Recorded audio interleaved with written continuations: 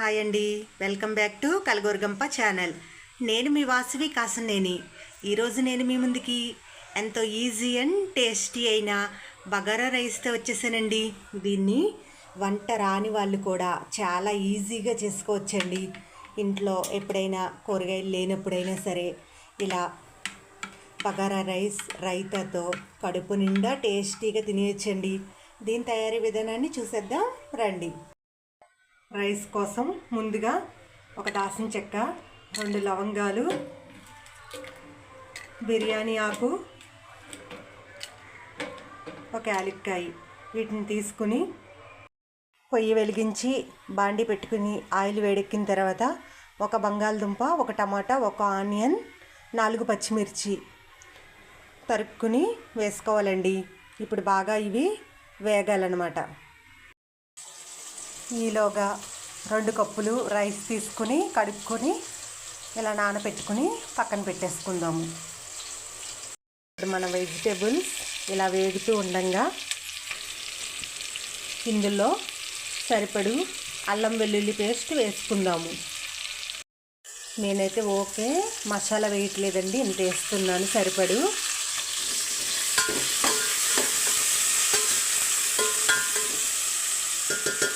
ఇది కాస్త వేగిన తర్వాత వాటర్ పోసుకుందాము. ఇంకా సరిపడి వేగిందండి.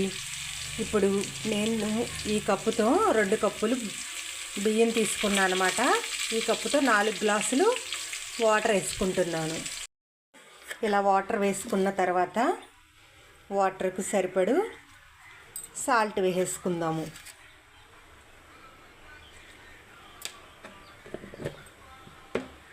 కొంచెం సేపు మూత పెట్టేసుకుందాం.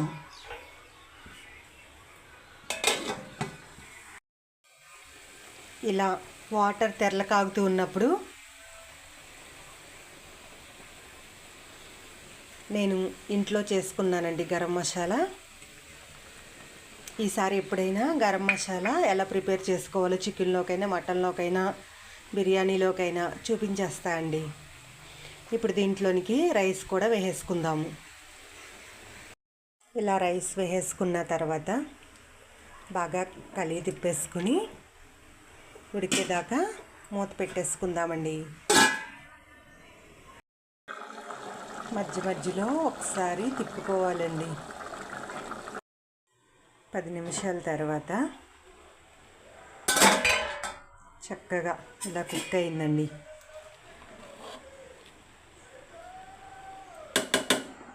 ఒకసారి తిప్పేసుకుందాం మొత్తం.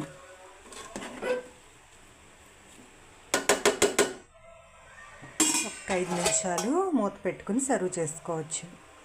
అంతే అండి. ఇప్పుడు దీన్ని సర్వ్ చేసుకుందాము. ఎంతో టేస్టీ అయిన ఈజీ అయిన బగారా రైస్ 5 నిమిషాల్లోనే రెడీ అండి. మీరు కూడా ఎప్పుడైనా ఇంట్లో వెజిటేబుల్స్ లేనప్పుడు ఎలా చేస్తారో, ఇలానే చేస్తారో కామెంట్ చేసేయండి. దీన్ని ఇలా రైతా చేసుకుని తీసుకుంటే చాలా బాగుంటుందండి. పెద్ద పెద్ద ఇంగ్రీడియంట్సే అవసరం లేదు ఈ ఫుడ్కి.